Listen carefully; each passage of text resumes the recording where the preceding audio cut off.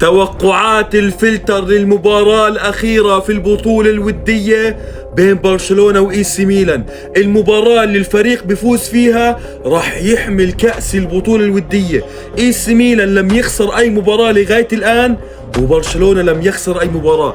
يعني اللي بيفوز بين هذول الفريقين راح يعطوه كأس البطولة الودية. هي بطولة مش رسمية بس راح ياخذ كأس.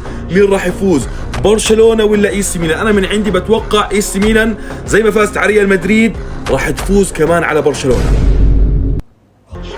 يخرب بيت برشلونة 5-1، الله أكبر. هذول مبلشين الموسم ولع معهم، فازوا على مانشستر سيتي وفازوا كمان على ريال مدريد، وبدهم يفوزوا على إي سي ميلان ويحملوا أول بطولة لهم هذا الموسم، ولو إنها بطولة ودية، ولو إنها بطولة مش رسمية.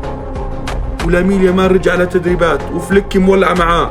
يخرب بيت برشلونة، معقول يحملوا البطولة اليوم؟